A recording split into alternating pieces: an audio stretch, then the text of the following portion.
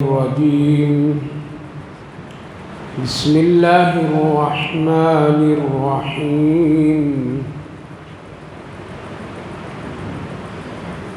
وإذ قال إبراهيم رب اجعل هذا بلدا آمنا وارزق أهله من الثمرات من آمن منهم بالله واليوم الآخر قال ومن كفر فأمتعه قليلا ثم أضطره إلى عذاب النار وبئس المصير وإذ يرفع إبراهيم القواعد من البيت وإسماعيل ربنا تقبل منا إنك أنت السميع العليم ربنا واجعلنا مسلمين لك ومن ذريتنا أمة مسلمة لك وأرنا مناسكنا وتب علينا إنك أنت التواب الرحيم ربنا وابعث فيهم رسولا منهم يتلو عليهم آياتك ويعلمهم الكتاب والحكمة ويزكيهم إنك أنت العزيز الحكيم صدق الله العظيم وإذ قال إبراهيم رب اجعل هذا بلدا آمنا وارزق اور وہ وقت یاد کرنے کا ہے کہ جب حضرت ابراہیم علیہ السلام کہا اپنے رب سے کہ اے میرے پروردگار اس شہر کو امن والا شہر بنا دیجیے وارزق اہلہ من الثمرات اور رزق روزی یہاں والوں کو پھل فروٹ میں سے عطا فرمائیے وہ لوگ جو لوگ ایمان لائیں اللہ پر اور آخرت کے دین پر قال ومن كفر فأمتعه قليلا ثم أضطره إلى عذاب النار اللہ تعالیٰ نے فرمایا کہ وہ لوگ جو لوگ کفر کریں گے ان کو بھی کچھ فائدہ پہنچائے گا پھر تو ان کا ٹھکانہ اضطراری حالات میں جہنم کی آگ ہے وبئس المصیر اور جہنم برا ٹھکانہ ہے وَإِذْ يَرْفَعُ إِبْرَاهِيمُ الْقَوَاعِدَ مِنَ الْبَيْتِ وَإِسْمَاعِيلُ وہ وقت بھی یاد کیجئے کہ جب حضرت ابراہیم علیہ السلام بیت اللہ کی دیوار اٹھا رہے تھے بنیادیں اٹھا رہے اور ساتھ میں حضرت اسماعیل دونوں کہہ رہے تھے ربنا تقبل منا اے ہمارے رب ہم دونوں کی جانب سے اس کو قبول فرمائیے بے شک آپ سننے والے بھی ہیں اور جاننے والے بھی ربنا واجعلنا مسلمین لک ومن ذریتنا امة مسلمة لک اور ہمارے پروردگار ہم کو فرما بردار بنا دیجیے اپنا ہماری اولاد میں بھی ماننے والے جو ہوں ایسی ایک امت عطا فرمائی وَأَرِنَا مَنَاسِكَنَا اور ہم کو حج کے مناسک اور اس کے مسائل بھی بتا دیجیے وَتُبْ عَلَيْنَا اور ہم کو توبہ کی توفیق بھی عطا کیجیے انک انت التواب الرحیم، بے شک آپ توبہ کو قبول کرنے والے اور نہایت ہی رحم کرنے والے۔ ربنا وبعث فیہم رسولا منہم یتلو علیہم آیاتک، اے ہمارے پروردگار ہم ہی میں سے ایک ایسے رسول کو بھیجیے جو آپ کی آیات کی تلاوت کرے، وَيُعَلِّمُهُمُ الْكِتَابَ اور کتاب سکھائے، وَالْحِكْمَةَ وَيُزَكِّيهِمْ اور حکمت کی بات بتائے اور تزکیہ نفس کرے۔ اِنَّكَ أَنْتَ الْعَزِيزُ الْحَكِيمُ، بے شک آپ زبردست ہیں اور بڑی حکمت والے ہیں۔ بھائی اور بزرگوں، گزشتہ مجلس میں ایک آیت کریمہ گزری تھی جس میں اللہ تعالیٰ نے دو عظیم پیغمبر کا نام لیا تھا، جن کا ذکر ہوا تھا، ایک حضرت ابراہیم اور حضرت اسماعیل علیہ السلام، جن کو اللہ رب العالمین نے اپنے گھر کی تطہیر یعنی پاکی اور صفائی کا حکم دیا تھا کہ نمازیوں کے لیے، اعتکاف کرنے والوں کے لیے، طواف کرنے والوں کے لیے ہمارے گھر کو آپ دونوں پاک صاف رکھیے۔ ان دونوں نبی کا تذکرہ بارہا قرآن کریم میں اللہ رب العالمین نے فرمایا۔ اس وقت جو آیت کریمہ ابھی پڑھا ہوں، اس میں حضرت ابراہیم علیہ السلام کی خاص دعا ہے جو انہوں نے ایک خاص موقع پر اللہ سے مانگا۔ اللہ نے اس کو یہاں ذکر کیا، ایک ایک لفظ میں اخلاص ہے، ایک ایک لفظ میں بڑی تڑپ ہے، بڑی عبرت ہے، خلوص ہے، اللہ سے محبت ہے، یہ ساری چیزیں ہیں۔ وہ جانے ان آیت کریمہ اور اس دعا کی اخلاص کی راز، جن کے دل میں اللہ کی محبت ہو، حضرت ابراہیم علیہ السلام کی محبت ہو، رسولوں سے اس کا کوئی تعلق اور محبت ہو، قرآن سے لگاؤ ہو، تو اس کی چاشنی اور اس کی حلاوت محسوس ہوتی ہے۔ لہٰذا حضرت ابراہیم علیہ السلام کو اللہ نے جب حکم دیا تھا بیت اللہ شریف کی تعمیر کا، اور جس وقت انہوں نے اپنے بچے اور اپنی بیوی کو چھوڑا تو اس وقت ایک دعا کیے تھے کہ اے اللہ اس شہر کو، اس بستی کو یعنی مکہ کو آپ برکت والا شہر، امن والا شہر بنا دیجیے، اور یہاں تو روزی رزق پیدا کرنے ہونے کی کوئی چانس نہیں لگ رہا ہے، لہذا یہاں والوں کو ایسی روزی دیجیے جو پھل اور فروٹ میں سے ہو، اور ایمان والوں ہی کو دیجیے جو آپ پر ایمان رکھتا ہو اور آخرت پر ایمان رکھتا ہو۔ اللہ تعالیٰ فرمایا نہیں ان کو بھی کچھ دوں گا، جو لوگ کافر ہیں دنیاوی نفع کی بنیاد پر ان کو بھی اس گھر اور اس شہر سے کچھ فائدہ ہم پہنچائیں گے، مرنے کے بعد اس کے لیے تو جہنم ہے۔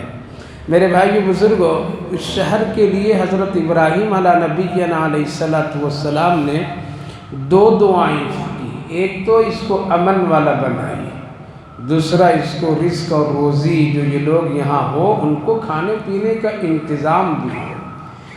بنیادی طور پر میں ایک انسان کو جہاں بھی وہ ہو اس کے لیے دو چیزوں کا ہونا نہایت ہی ضروری ہے، جس شہر میں ہو، جس گاؤں میں ہو، جس بستی میں ہو، آگے بڑھ کر کے یوں کہیے جس گھر میں ہو، وہاں امن ہونا ضروری ہے۔ امن کے بغیر کوئی آدمی سکون سے نہیں رہ سکتا ہے۔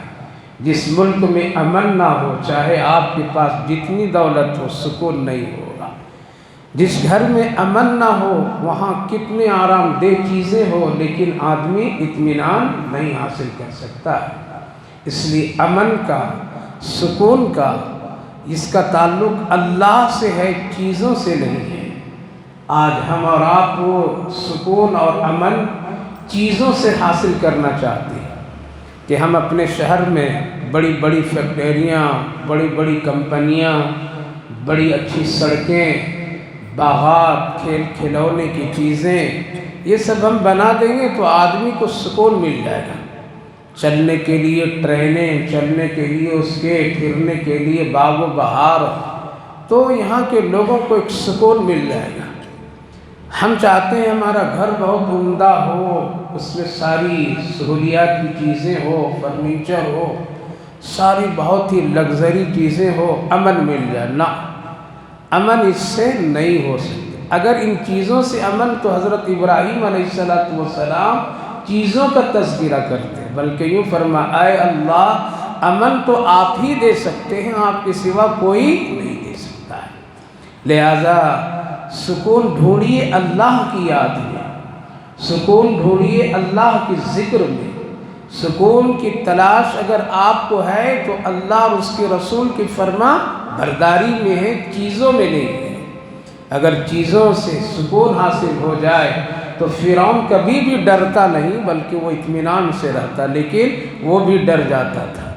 اگر چیزوں سے سکون حاصل ہو جاتی تو دولت، قارون، حامان، یہ سب کے پاس زیادہ تھے، وہ لوگ بہت اطمینان سے زندگی گزارتے، لیکن وہ بھی ڈرا کرتے تھے۔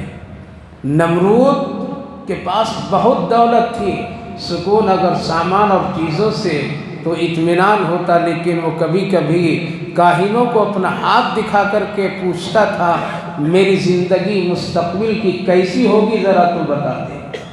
پتہ یہ چلا میرے بھائی بزرگوں، سکون چیزوں سے نہیں حاصل ہوتی، سکون آرام دہ چیزوں سے نہیں میسر ہوتی، دولت سے نہیں میسر ہوتی ہے، بلکہ اللہ کی خاص نعمت ہے کہ اللہ جس شہر، جس ملک، جس جگہ کے لوگوں کو، جس گھر والوں کو عطا کر دے، وہ گھر والے، وہ ملک والے، وہ شہر والے، وہ بستی والے بڑے خوش نصیب ہوتے ہیں۔ اور جب اللہ تعالیٰ امن، سکون، چین کو چھین لیتا ہے، ساری سہولیات کے باوجود اس ملک کے لوگ پریشان، خوف زدہ، دہشت زدہ ہوتے ہیں۔ آج ہمارے ملک میں کس چیز کی کمی ہے؟ کیا سڑکوں کی خوبصورتی کی کمی ہے؟ کیا اور کسی اور کی کھیتی باڑی، کسانوں کی کمی ہے؟ کس چیز کی کمی ہے؟ لیکن پھر بھی نہ ہم سکون میں ہیں، نہ سکون کو خراب کرنے والا سکون میں ہے، دونوں سکون میں نہیں ہیں۔ وہ کسی کو پریشان کرنے کے لیے سکون اپنا خراب کر رکھے ہیں، اور ایک وہ ہے جس کے سکون اور چین برباد کرنے کے لیے ہے۔ لیکن یہ سب نظام اللہ رب العالمین کے ہاتھ میں ہے، وہ سکون نیکیوں سے پیدا کرتا ہے، وہ برکتیں، رحمتیں، سعادتیں اللہ اپنی مرضی سے عطا فرماتا ہے۔ اسی لیے حضرت ابراہیم علیہ السلام مکۃ المکرمہ کے لیے سب سے پہلی دعا جو فرمائیں اے اللہ اس شہر کو امن والا بنائیں۔ اس لیے لوگ آئیں گے، دور سے آئیں گے، مختلف ملکوں سے آئیں گے، مختلف جگہوں سے آئیں گے، اگر وہ یہاں آ کر کے ڈریں گے، خوف زدہ ہوں گے تو پھر آپ کی عبادت وہ کیسے کریں گے؟ اس لیے اس کو امن والا بنا دیجیے۔ اس دعا کی برکت آج تک کے موجود ہے، اور آج تک کی اس دعا کے اثرات مکۃ المکرمہ میں پائی جاتی ہے۔ اسی لیے شرعاً، شریعت کی روشنی میں یہی حکم ہے کہ وہاں کسی کو قتل نہ کرو، وہاں کسی کو چھیڑ چھاڑ نہیں کرو، اس حدود حرم کے دائرے میں کسی کو تکلیف نہ پہنچاؤ، یہی تو امن ہے۔ اس لیے حضرت ابراہیم علیہ السلام ایک دعا اے اللہ اس شہر کو امن والا بنائیے۔ دوسری دعا فرمائے وَارْزُقْ أَهْلَهُ مِنَ الثَّمَرَاتِ، ثمرات، پھل، فروٹ، یعنی دور میں وہ چیز پیدا ہو اور لوگوں کو مل جائے۔ اللہ یہاں تو کھیتی باڑی ہوگی نہیں، لہٰذا آپ اس شہر والوں کو پھل فروٹ کا انتظام فرما دیجیے۔ نبی کریم علیہ السلام جب ہجرت کر کے مدینہ طیبہ تشریف لے گئے، اور آپ کی اونٹنی جب قبا کے، یعنی جہاں آج قبا مسجد ہے، وہاں بیٹھی تو آپ آسمان کی طرف وہ ہاتھ اٹھا کر کے یہ دعا فرمائے اے اللہ مکہ کی امن اور وہاں کی برکتوں کے لیے تیرا خلیل حضرت ابراہیم علیہ السلام دعا کیے تھے، اے اللہ تیرا نبی محمد مدینے کی برکتوں کے لیے تجھ سے دعا کر رہا ہے، اے اللہ وہاں سے یہاں دوگنی برکتیں عطا فرما دیجیے۔ آج نہ وہاں کھیتی ہے، نہ وہاں پھل فروٹ کا کوئی باغات ایسے ہیں، لیکن دنیا کی ہر جگہ کی، مختلف جگہوں کی، انواع و اقسام کی چیزیں وہاں آج بے شمار ملتی ہے۔ آج تک کہ کبھی کوئی شکایت نہیں آئی حج کے موقع پہ کوئی حاجی بھوکا یا پیاسا مر گیا ہو۔ اللہ رب العالمین نے اس دو عظیم ہستیوں کی دعا کی برکت سے آج اللہ تعالیٰ نے ان دونوں شہروں میں خیر، برکت، سکون عطا فرمایا ہے۔ لہٰذا میرے بھائی بزرگوں، یہ یاد رکھ لیجئے ذہن میں کہ سکون دینے والا اللہ ہے۔ وہ چاہتا ہے تو چیزوں میں سکون دے دیتا ہے، اور وہ چاہتا ہے تو چیزوں سے سکون ہٹا دیتا ہے۔ وہ چاہتا ہے تو تھوڑی سی چیز میں برکت عطا فرما دیتا ہے، اور وہ چاہتا ہے تو ڈھیر سی چیزوں سے برکت کو نکال دیتا ہے۔ تو یہ دو دعائیں خاص کر حضرت ابراہیم علیہ السلام کی ہیں، ایک برکت کی دعا یعنی روزی رزق کثرت سے ملے، اور ایک امن کی دعا۔ یہ دو چیزوں کے لیے ہم کو اور آپ کو بھی اپنے گھر کے لیے، اپنے شہر کے لیے، اپنے محلے کے لیے جہاں بھی ہو دعا کرنا چاہیے کہ اللہ جہاں ہم ہیں، جہاں ہمارے بھائی بہن ہیں، جہاں مسلمان ہیں، جہاں آپ کے بندے ہیں، اس شہر کو امن والا شہر بنا دیجیے، برکت والا بنا دیجیے، روزی رزق میں برکت عطا فرمائیے۔ ہم لوگ دعا کرتے ہیں لیکن کثرت کی دعا کرتے، برکت کی نہیں کرتے۔ اللہ خوب دیجیے، یہ نہ کہا کرو۔ اللہ کے رسول صلی اللہ علیہ وسلم فرمائے کثرت کی دعا مت مانگا کرو، بلکہ برکت کی دعا مانگا کرو۔ برکت میں خیر ہے، اس میں سکون ہے، اس میں راحت ہے، اس میں اطمینان ہے۔ کثرت میں سکون نہیں ہے۔ برکت اور کثرت میں فرق یہ ہے کہ ایک چیز ہے، اس کو ایک آدمی استعمال کرتا ہے تو دل مطمئن ہو جاتا ہے۔ دو روٹی کھاتا ہے بھوکا آدمی، لیکن اس کا پیٹ سیراب ہو جاتا ہے، اس کا دل مطمئن ہو جاتا ہے۔ اور ایک آدمی 10 روٹیاں کھاتا ہے لیکن پھر بھی اس کا دل مطمئن نہیں ہوتا ہے۔ برکت کا مطلب یہ ہے کہ ایک آدمی 2 گھنٹہ سوتا ہے تو اس کی طبیعت میں بڑی بشاشت ہوتی ہے، اور ایک آدمی 12 گھنٹہ مردے کی طرح نماز چھوڑ کر کے سوتا ہے، پھر بھی اس کی نیند پوری نہیں ہوتی ہے۔ یہ ہے برکت۔ برکت کا مطلب یہ نہیں ہے کہ ہم دعا کریں اللہ ہمارے کھانے میں برکت دے، 2 روٹی سامنے رکھ کر کے تو 4 بن جائے نا، اس کا یہ مطلب نہیں ہے۔ مطلب یہ ہے کہ اس سے اللہ برکت ایسی دیجئے کہ ہم کو سکون مل جائے، ایسی برکت دیجئے جس سے عبادت کا شوق پیدا ہو جائے، ایسی برکت دیجئے جس سے ہمارے اخلاق اچھے ہو جائے، ایسی برکت دیجئے جس سے ہمیں نیکی کا جذبہ اور اس کے طرف پیدا ہو جائے۔ یہ برکت کا ایک مطلب اور علماء مفسرین لکھتے ہیں، علماء کرام، برکت کے یہ ہے کہ ایک چیز ہم خرید کر کے لائیں، وہ بہت دنوں تک کہ اس کو استعمال ہم کر رہے ہیں، لیکن اس سے ہمارا دل کبھی بھی گھبراتا نہیں ہے، اور دیر تک کہ اس سے فائدہ اٹھاتے ہیں۔ یہ ہے برکت۔ اور ایک چیز ایسی ہے کہ ایک چیز ہم لائیں اور چند دن کے بعد وہ خراب ہو گئی، کیا ہو گئی؟ اس میں برکت نہیں تھی، اسی لیے ایک بلف آپ لگائیں اپنے گھر میں، 2 دن کے بعد میں وہ ختم، فیض ہو جاتی ہے۔ لیکن ایک بلف لگا ہوا مہینوں سالوں تک چل رہا ہے، خراب نہیں ہو رہا، یہ کیا ہے؟ یہ برکت ہے۔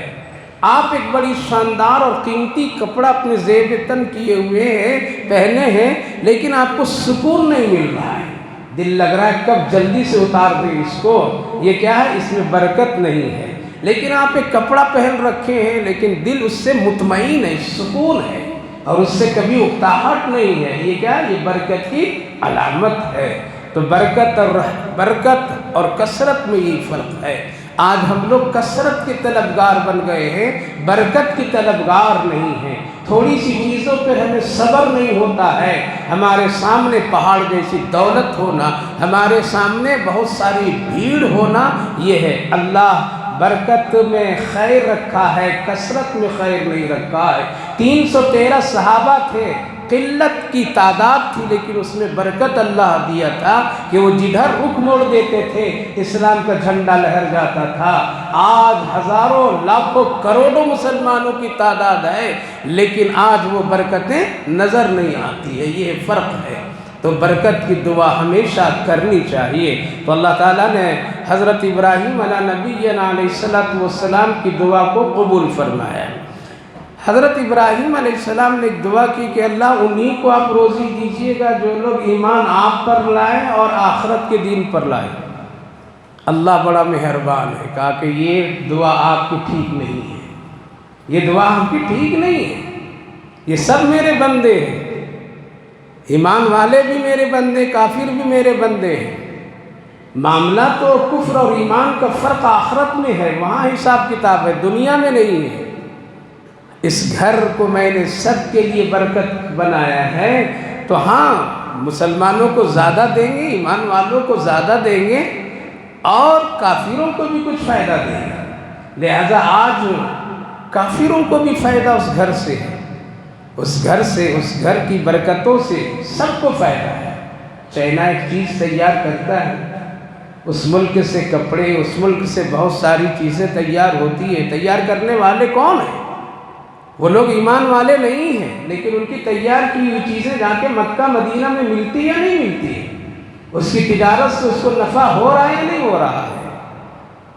ایسے بہت سارے ایسے ملک ہیں جہاں کے ایئر ویز ہوائی جہازوں کو استعمال حاجی لوگ کرتے ہیں، ان کے پیسے سے، ان کے سفر سے، وہاں کے آنے جانے سے ملک کو فائدہ ہو رہا ہے یا نہیں ہو رہا ہے؟ پتہ یہ چلا کہ یہ جو فائدہ ہے وہ تھوڑے وقت کے لیے دنیا کے لیے فائدہ پہنچ رہا ہے۔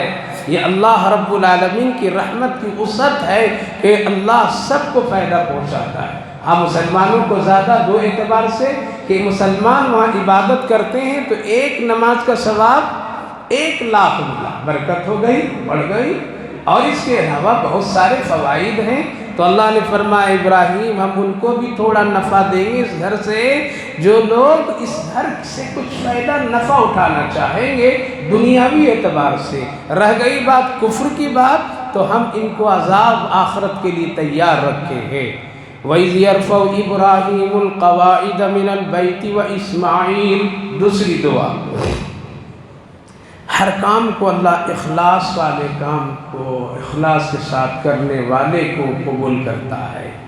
جتنا آپ کا اخلاص، جتنی آپ کی نیت اچھی، اتنا ہی اس کام میں آسانیاں، خیر، برکت، سکون۔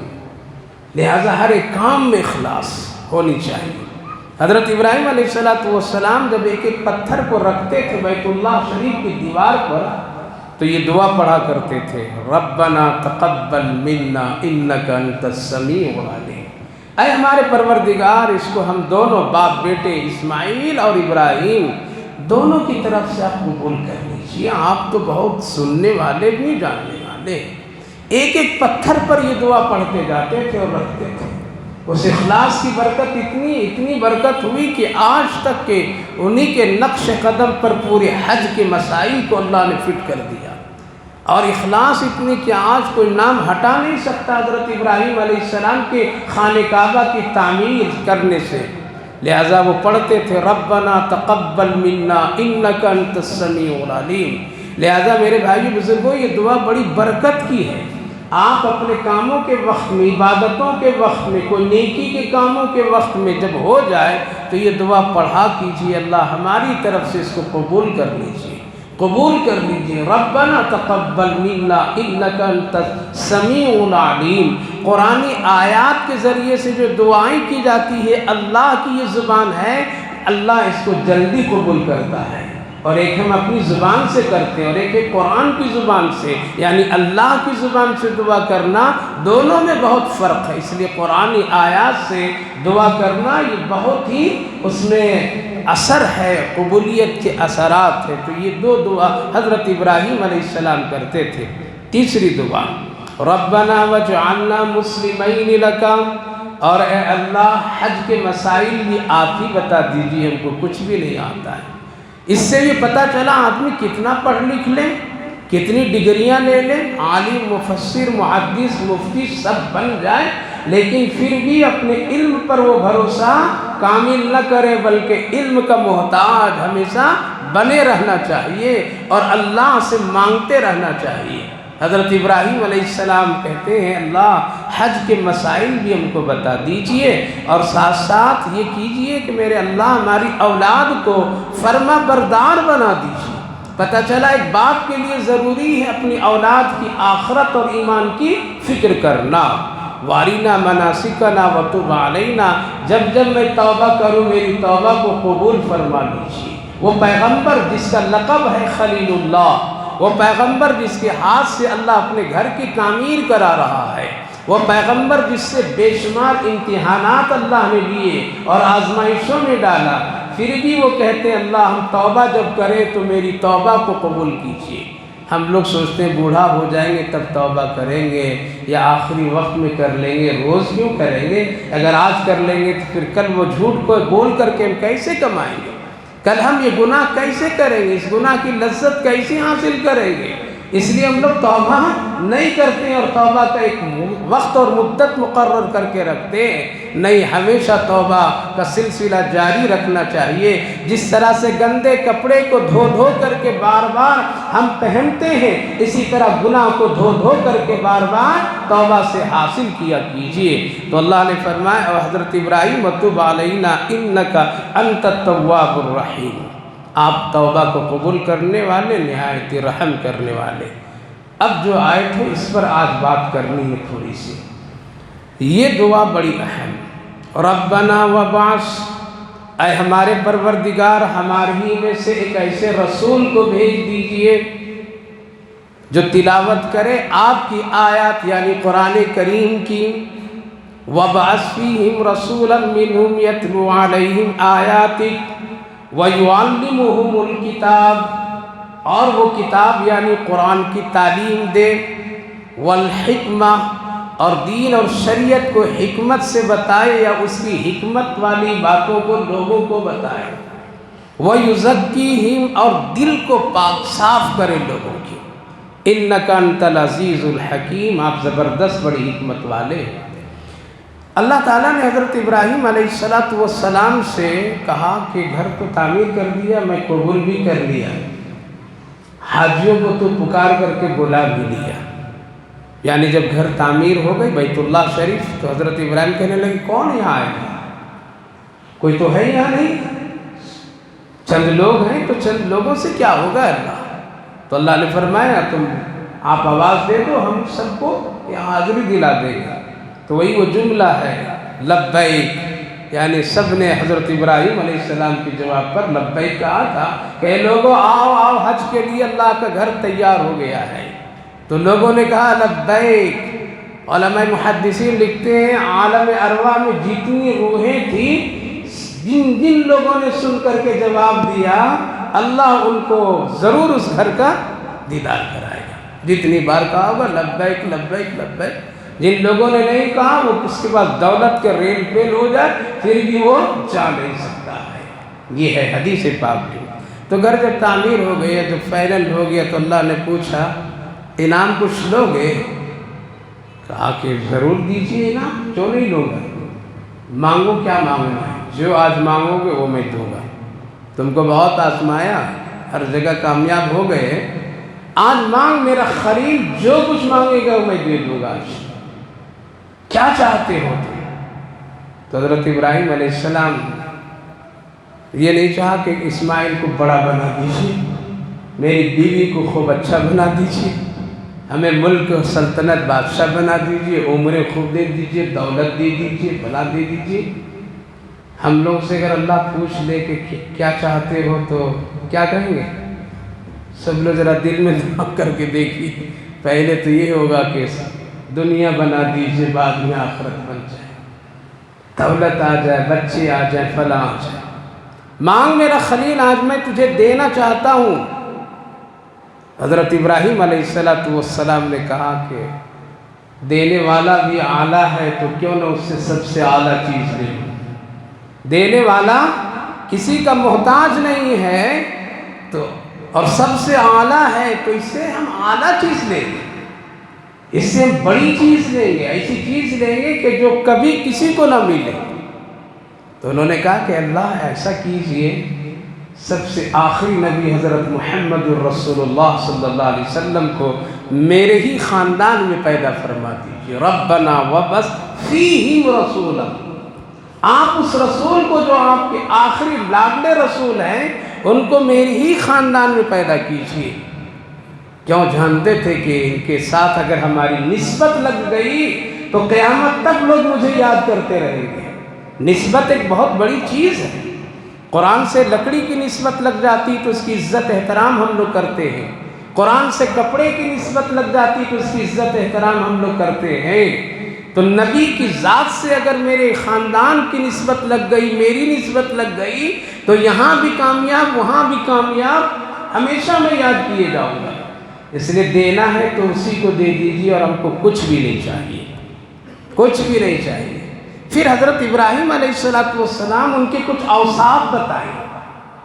وہ نبی ایسا نبی ہو جو آپ کی قرآن کی کتاب کی تلاوت خود کرے، وہ نبی ایسا نبی ہو جو آپ ہم کو دیں گے وہ لوگوں کو بھی قرآن کی تعلیم دے، وہ نبی ایسا نبی ہو جو بڑی حکمت کی باتیں بتائے، ان کی بات میں بڑی مٹھاس ہو، اس کی بات میں بڑی شاندار عافیت ہو، ہر ایک بات لوگوں کو سمجھ میں آ جائے، اپنی مرضی سے کوئی بات نہ ہو۔ اور تیسری چوتھی خوبی اس نبی کو، ایسا نبی، وہ نبی دیجیے مجھے جو گندے لوگوں کو بھی وہ پاک کر دے، یعنی تزکیہ کرے، ایسے نبی ہم کو دیجیے۔ اور یہ اوصاف کے نبی کون تھے؟ ہم سب کے آخری حضرت محمد الرسول اللہ صلی اللہ علیہ وسلم۔ سیرت کی کتابوں میں اور قرآن کریم میں سیرت کے عنوان سے سب سے شاندار آیت کریمہ یہی ہے، ربنا وابعث فیہم رسولا منہم یتلو۔ نبی کے پہلا اوصاف قرآن کی تلاوت، پہلا اوصاف، ہم جس قرآن کو چھوڑ دیے، کبھی دل چاہا تو رمضان میں اٹھایا، دل چاہا کبھی مردے خانی کے لیے مجھ کو اٹھاتے، دل چاہا تو بس چند سورتیں پڑھ کر کے کسی کو بخشش کے لیے مجھ کو اٹھاتے ہیں۔ اللہ اکبر! پیغمبر کی خاص اوصاف، نبی کی یہ خاص سیرت، آپ کثرت سے قرآن کریم کی تلاوت فرماتے تھے، جبکہ آپ صاحب قرآن ہیں، آپ پر قرآن نازل ہو رہا ہے۔ آج تو بہت سارے لوگ کہتے ہیں بیوی گھر میں تلاوت کر لیتی حضرت کافی ہے، بیٹا میرا مدرسے میں حافظ قرآن ہو رہا بس کافی ہے، قرآن ہو رہا ہے۔ اللہ کے رسول بھی کہہ سکتے تھے کہ میرے اوپر قرآن نازل ہو رہا ہے، مجھے پڑھنے کی کیا ضرورت ہے، مجھے تلاوت کی کیا ضرورت ہے؟ لیکن آپ رات رات میں قرآن کریم کی تلاوت کرنا، اتنے دیر تک کے تلاوت کرنا کہ پاؤں مبارک میں ورم آ جائے، رمضان مبارک میں کثرت سے قرآن کریم کی تلاوت کرنا، صحابہ کو سننا، یہ نبی کریم علیہ السلام کی خاص عادت شریفہ۔ اس لیے سیرت میں رسول اللہ صلی اللہ علیہ وسلم کی سب سے بڑی خوبی یہ ہے کہ آپ قرآن کی تلاوت کرنے والے تھے۔ آج ہم لوگ اس کو نہیں سمجھتے ہیں، ہم سمجھتے ہیں عاشق رسول وہ ہے جو گلی کوچوں میں نعرے تکبیر کے نعرے لگا لیتے ہیں، گلی کوچوں کو جو سجا لیتے ہیں، جو ڈی جے اور ہل حال کے کیفیت سے رسول اللہ کے نام لے کر کے وقتی آواز لگاتے ہیں، وہ آدمی سیرت کو سمجھنے والا، نبی کی اقتداء کرنے والا، جو قرآن کی تلاوت کثرت سے کرتے ہو۔ اسی لیے اللہ کے رسول صلی اللہ علیہ وسلم خوب تلاوت کرتے تھے۔ آپ کی خاص اوصاف، آپ کی سیرت میں، آپ کی سیرت کی خوبیوں میں سب سے بڑی خوبی یہ تھی کہ آپ خوب تلاوت کرتے تھے۔ میرے بھائی بزرگوں، قرآن ہی ایک ایسی کتاب ہے جو اللہ سے ملا دیتی ہے، اللہ سے دوستی کرا دیتی ہے۔ قرآن ہی ایک ایسی کتاب ہے جو ایک ایک حرف پر 10 نیکیاں ملتی ہے۔ آپ کتنی دوسری کتابیں پڑھ لیجئے، کوئی نیکی کی گارنٹی نہیں ہے، لیکن قرآن پر اللہ کا یہ وعدہ ہے، تم پڑھو ہم ایک حرف پر 10 نیکیاں دیں گے۔ تو نبی کی پہلی خوبی یہ تھی، آپ تلاوت کرتے تھے، یتلو علیہم آیاتی۔ پتہ چلا جو قرآن کی تلاوت کرتا ہے وہ نبی کی سیرت پر عمل کرتا ہے، نبی کی خوبیوں کو اپناتا ہے۔ یہ گلی کوچوں میں اور یہ ساری چیزوں میں جلوس کی شکلوں میں نکلنا، اس کے لیے ہو ہنگامے کرنا، اس سے رسول اللہ کبھی بھی خوش نہیں ہوں گے۔ آپ نبی کی سیرت پر عمل کیجئے، کثرت سے قرآن کی تلاوت کیجئے۔ دوسری خوبی، وَيُعَلِّمُهُمُ الْكِتَابَ، نبی خود کتاب پڑھاتے تھے، صحابہ کو قرآن پڑھاتے تھے، یعنی معلم رسول آپ تھے، آپ معلم کی حیثیت سے لوگوں کو قرآن پڑھاتے تھے۔ حضرت ابو ہریرہ رضی اللہ عنہ فرماتے ہیں کہ کہ اللہ کے رسول سردی کے زمانے میں جب ہم لوگوں کو قرآن پڑھاتے تھے تو آپ کے جسم مبارک پر بھی کپڑا یا بہت کم ہوتا تھا، سردی مکمل چھپ نہیں سکتی تھی، بچ نہیں آ جا سکتا تھا، ہم لوگوں کے پاس میں بھی کپڑے کم ہوتے تھے تو ہم لوگ بہت ہی گول دائرہ بنا کر کے ایک سے ایک قریب ہو کر کے جسم کی گرمی کی بنیاد پر بیٹھ کر کے رسول اللہ سے ہم لوگ قرآن سنا کرتے تھے۔ پتہ چلا قرآن پڑھانا یہ کوئی عیب کی بات نہیں ہے، قرآن پڑھانا کوئی گھٹیا کام نہیں ہے، قرآن پڑھانے والا کوئی معاشرے کا گھٹیا انسان نہیں ہے۔ ہم لوگ یہ سمجھتے ہیں یہ مولوی صاحب قرآن پڑھانے والا ہے، یہ تو بڑا انجینئر صاحب ہے، یہ تو ڈاکٹر صاحب ہیں، یہ ڈی جے صاحب ہیں، یہ ای جے صاحب ہیں، ان کا مقام زیادہ ہے، یہ مولوی کا مقام کیا ہے؟ سنیے اللہ کے رسول فرماتے ہیں خیرکم من تعلم القرآن وعلمہ، میرے نزدیک سب سے بہترین انسان میری امت میں وہ ہے جو خود قرآن پڑھتا ہو اور دوسروں کو بھی قرآن پڑھاتا ہو۔ آپ سند لے لیجئے دنیا میں کسی سے، لیکن اس سند کے مقابلے میں کوئی سند نہیں ہو سکتی ہے۔ اس لیے قرآن پڑھانے والے کو حقیر مت جانیے، یہ بڑے اونچے کام کر رہے ہیں، مکتب میں پڑھانے والے معلم یہ بڑے اونچے درجے کے ہیں، ہم اور آپ اس کو کمزور اور کمتر سمجھتے ہیں۔ میرے بھائیو بزرگوں، نبی کے کام کرنے والوں کو گھٹیا مت سمجھیے، نبی کے کام کرنے والوں کو رسوا مت سمجھیے، نبی کے کام کرنے والوں کو اپنی نظروں سے مت گرائیے۔ یہ ہے تو آج زندہ اسلام ہے، ورنہ قرآن پڑھنے پڑھانے والا پھر کوئی نہیں ملے گا۔ اس لیے اللہ کے رسول کی سیرت میں آپ کی خوبیوں میں ایک خاص خوبی یہ ہے کہ آپ خود بھی قرآن پڑھتے تھے اور صحابہ کو قرآن پڑھاتے تھے، آپ خود باری باری قرآن سنتے تھے، آپ کو حکم ہوتا تھا کبھی کبھی اے میرے رسول قرآن آپ سنیے، جا کر کے حضرت ابی بن کعب رضی اللہ عنہ جو بہترین قاری تھے، جن کی آواز بڑی خوبصورت تھی، بڑی چاشنی ان کی آواز میں تھی، جب وہ قرآن گھر میں بیٹھ کر کے پڑھتے تھے تو ان کی آواز اللہ پورے عرش کے فرشتوں کو سنائے گا۔ اللہ نے فرمایا ایک موقع پر جائیے آپ ان کا قرآن سنیے۔ رسول اللہ صلی اللہ علیہ وسلم باہر تشریف لائیں، ڈھونڈے کہاں ہو بھائی، کدھر ہو؟ آئے، حاضر ہو یا رسول اللہ، کہا کہ قرآن مجھے سناؤ۔ اچانک نبی کا یہ سوال، قرآن مجھے سناؤ۔ حضرت کہنے لگے یا رسول اللہ میری ہمت نہیں آپ کو قرآن سنا۔ کہا کہ نہیں سناؤ تو مجھے۔ نہیں مجھے ہمت نہیں ہو رہی آپ کو قرآن سنانے۔ جب بار بار آپ نے کہا کہ اللہ کا حکم ہے، اسی لیے اس وقت آیا ہوں اس سے قرآن سننے کے لیے۔ وہ خوش ہو گئے، کہا کہ میرا نبی بھی آج خوشی میں ہے، میرا اللہ بھی مجھ سے خوش ہے، تو ایک سوال پوچھ لوں یا رسول اللہ کیا نام لے کر کے اللہ نے کہا ہے؟ کہا کہ ہاں تیرا نام لے کر کے اللہ نے قرآن سننے کے لیے کہا۔ آپ نہیں پڑھنا جانتے ہیں تو کسی گھر میں اگر آپ کے بچے بچیاں ہیں ان کو بیٹھائیے اور سنیے، یہ نبی کی سنت ہے، نبی کی سنت ہے قرآن سننا۔ کبھی آ جائیے اور کسی سے سنیے لیجئے، یہ نبی کی سنت ہے، نبی کی سنت۔ بیوی سے سنیے اگر وہ قرآن پڑھنا جانتی ہے تو، شوہر کا سننا کوئی گناہ کی بات نہیں۔ اگر آپ قرآن جانتے ہیں تو بیوی کو سنائیے، تھوڑی دیر ان کو سننا چاہیے۔ ماں بیٹیوں سے سنیں، گانے سن لیں گے، دونوں مل کر کے موبائل کی تصویریں دیکھیں گے، دونوں مل کر کے ایک صوفے پر بیٹھ کر کے فلمیں دیکھیں گے، سیریل دیکھیں گے۔ میرے بھائیوں بزرگوں، نوجوانوں، بزرگوں، ماں بہنوں، کبھی بیٹھ کر کے ایک دوسرے سے قرآن سنا کیجیے۔ آؤ بیٹی تم قرآن پڑھنا جانتی ہے، ذرا چند آیت مجھے سنا دو، یہ نبی کی سنت ہے۔ اور اس نیت سے سنیے کہ میرے آقا قرآن سنا کرتے تھے، لہذا ہم بھی سنیں گے تو نبی کی سنت ادا ہوگی، تبھی کمال تک پہنچیں گے، تبھی رسول اللہ کی شفاعت حاصل ہوگی۔ حضرت عمر رضی اللہ عنہ جب اپنے صحابہ کے اپنے ساتھیوں کے ساتھ میں ایک سفر پر تھے، گزرتے ہوئے ان کو ایک جگہ نظر آئی، لوگوں سے کہا کہ اے لوگوں ذرا رک جاؤ، میں وہاں سے آ رہا ہوں۔ سب کو روکا، اونٹ کو روک، قافلہ رک گئے، سب گئے، جلدی بھاگے اور تھوڑی دیر بیٹھے اور تھوڑی دیر کے بعد اٹھ کر کے پھر چلے آئے، کہا کہ اب چلو۔ لوگوں نے پوچھا امیر المومنین کیوں گئے تھے وہاں پہ، کیا بات تھی کہ آپ وہاں قافلے کو روک کر کے چلے گئے جبکہ یہاں رکنے کی کوئی جگہ نہیں ہے؟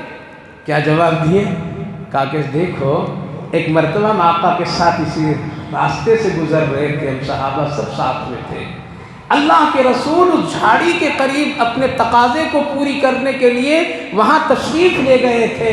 عمر کو وہ یاد آ گیا، ہم نے سوچا ہم کو تو تقاضا تو نہیں ہے، لیکن اس جگہ پر بیٹھ کر کے نبی کی ایک سنت ادا کروں۔ قرآن نہیں سننا آتا ہے، سنیے گھر میں بیٹھ کر کے سنیے۔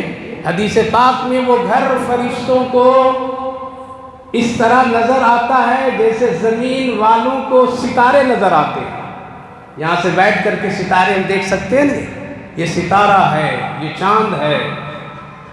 حدیث پاک میں ہے کہ عرش کے فرشتے، آسمان کے فرشتے زمین پر وہ گھر جس گھر میں قرآن کی تلاوت ہوتی ہے اس گھر کو چمکتے ہوئے دیکھتے ہیں۔ اللہ کبھی فرماتا ہے جاؤ اس گھر پر اپنی خاص رحمتیں فلاں فلاں کے گھر پہ ڈال کر کے آ جاؤ، وہ گھر معلوم ہے؟ تو فرشتے کیا جواب دیتے ہیں؟ اے اللہ مجھے معلوم ہے، وہ گھر تو ہماری نظروں میں چمکتا ہوا دکھائی دے رہا ہے، چمکتا ہوا دکھائی دے رہا ہے۔ آپ اپنے بچے سے کہیں کہ جا پھوپھی کے گھر، خالہ کے گھر، بیٹی کے گھر، فلاں کے گھر میں یہ تحفہ ذرا پہنچا کر کے آ جاؤ بیٹا، کہے گا ٹھیک ہے اب جا رہا ہوں پہنچا دیتا ہوں۔ گھر معلوم ہے بیٹا؟ بیٹا کیا جواب دیتا؟ ہاں مجھے معلوم ہے۔ کیوں معلوم ہے؟ اس کا تعلق پہلے سے ہے، شناسائی ہے، ملاقاتیں ہیں، جان پہچان ہے، محبتیں ہیں، پتہ پوچھنے کی ضرورت نہیں، ایڈریس پوچھنے کی ضرورت نہیں ہے۔ اسی طرح فرشتوں کو پوچھنے کی ضرورت نہیں ہے کہ اس کا گھر کدھر ہے، کہاں ہے۔ وہ قرآن کی نسبت سے اتنا چمکتا دمکتا ہے وہ گھر آسمان کے فرشتوں کو کہ فرشتے پہچان رکھے، روز آتے روز جاتے۔ اس لیے گھر میں قرآن کی تلاوت کیا کیجیے، گھر میں قرآن کا سننے کا عادتیں بنائیے، کبھی سکون سے بیٹھ کر کے چندی سورت پڑھیے، سنیے نبی کی سنت۔ تو قرآن پڑھنا، قرآن سننا، قرآن کی تلاوت کرنا، قرآن کی تلاوت کے لیے کسی کو مقرر کرنا، یہ سب کیا ہے؟ یہ نبی کی سنت ہے، نبی کے اوصاف ہے، نبی کی خوبیاں ہیں۔ وَيُعَلِّمُهُمُ الْكِتَابَ وَالْحِكْمَةَ، تیسری خوبی نبی کی جو مانگے تھے حضرت ابراہیم، اللہ نے دیا نا ویسے ہی نبی۔ اسی لیے اللہ کے رسول فرماتے تھے میں دعائے ابراہیم ہوں۔ کیا ہوں؟ میں دعائے ابراہیم ہوں اور بشارت عیسیٰ ہوں۔ حضرت ابراہیم ہم کو دعا میں مانگ لیا تھا اللہ، جب درود ابراہیم ایک ہے، درود ابراہیم جانتے ہیں؟ پڑھتے ہیں؟ کہاں پڑھتے ہیں؟ نماز میں، اور باہر نہیں پڑھتے، نہیں پڑھنا چاہیے حضرت، وہ تو نماز کے لیے خاص ہے، تو باہر کیوں پڑھیں گے؟ باہر بھی پڑھیے، نماز کے علاوہ بھی پڑھی، بڑی برکت کی درود ہے، وہ بڑی برکت کی درود ہے۔ سب سے پہلے اللہ کے رسول نے حضرت سیدنا صدیق اکبر رضی اللہ عنہ کو یہ درود سکھائے، سنے تو کہا یا رسول اللہ بڑی پیاری ہے، ہم کبھی بھی نہیں چھوڑیں گے اس کو، خوب پڑھیں گے، پڑھا کیجیے۔ درود میں بڑی عافیت ہے، درود میں بڑی عافیت ہے۔ یہ کون سا مہینہ چل رہا ہے؟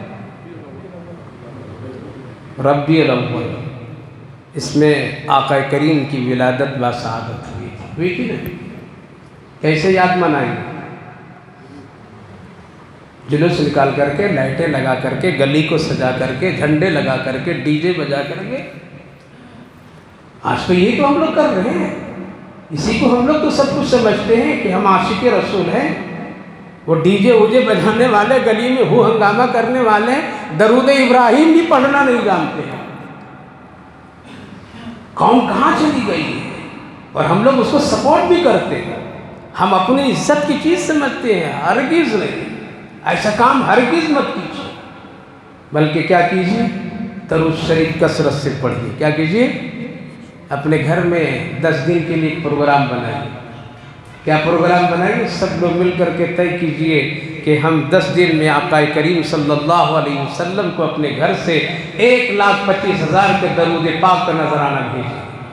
ہے کوئی مشکل؟ باپ بھی 10,000 پڑھ لے، امی جان بھی 10,000 پڑھ لے، بھابھی بھی پڑھ لے، بیٹی بھی پڑھ لے، بہو بھی پڑھ لے، بچے بھی پڑھ لے، ہو جائے گا نہیں؟ کوئی مشکل کام ہے؟ آپ کے گھر سے ہمارے گھر سے 1,25,000 نذرانے عقیدت رسول اللہ کی خدمت میں درود شریف کا پہنچنا، یہ ہے صحیح سیرت، یہ ہے نبی سے محبت کی علامت۔ 10 دن کوئی مشکل کام ہے؟ شادی میں 1 سال تیاری کے لیے لگاتے، کتنے دن؟ 1 سال تک کے۔ کیوں جی؟ دیکھ کر کے 1 سال کے بعد نکاح نہیں، تیاری کر رہے ہیں۔ کیا کر رہے ہیں؟ تیاری کر رہے ہیں۔ تو 10 دن کوئی مشکل ہے؟ بیٹھ جائیے، کبھی گھر میں سکون کے ساتھ مشورہ کر لیجئے کہ ہم لوگوں کو یہ کام کرنا ہے۔ کیا کرنا ہے؟ کرنا ہے۔ آپ کا نام جائے گا رسول اللہ کے پاس، فلاں گھر سے اتنا آیا ہے یا رسول اللہ، فرشتے چن چن کر کے لے جائیں گے۔ میرے بھائی بزرگوں، معافیت ہوگی یا نہیں ہوگی؟ جس گھر میں جس دل میں درود شریف کا ورد ہوتا ہے، شیطان وہاں اپنا کوئی اڈا جمانا نہیں پسند کرتا ہے، بلکہ وہ اپنے آپ دور ہو جاتا ہے۔ اس لیے اپنے گھر میں سیرت رسول اور ولادت رسول کا منانا ہے تو اس طرح منائیے جس طرح سے منانے کا حق ہے۔ کریں گے انشاءاللہ۔ اللہ آپ سب کو توفیق دے۔ آپ لوگ اچھے لوگ ہیں ماشاءاللہ، ہمیں امید ہے کہ ضرور کریں گے، ضرور کریں گے، ضرور کریں گے۔ تو درود شریف، اللہ کے رسول نے فرمایا مراد ہوں میں، دعا ہوں ابراہیم۔ تو یہ دعا میں آل ابراہیم بھی آئے۔ کیا ہے؟ آل ابراہیم۔ صحابہ نے پوچھا یا رسول اللہ اس میں ابراہیم کا نام کیوں؟ آپ نے فرمایا اللہ جب دینا چاہ رہا تھا حضرت ابراہیم کو تو انہوں نے ہم کو یاد کیا، ہمارا حق ہے، ان کا احسان ہے کہ ہم اپنے درود میں ان کا نام شامل کریں تاکہ میری امت قیامت تک حضرت ابراہیم کو یاد کرتے رہے۔ میرے بھائی بزرگوں، اس لیے حضرت ابراہیم علیہ السلام جیسا مانگے اللہ والحکمہ، اور حکمت کیا؟ آپ جو بھی بات بتاتے تھے اس میں بڑی حکمت ہوتی تھی، کوئی بات حکمت سے خالی نہیں۔ اللہ جو فرمایا اس میں حکمت سے کوئی خالی نہیں۔ اس کی ایک مثال سے حکمت سمجھ میں آ جاتی بات۔ وضو میں فرض کتنا ہے؟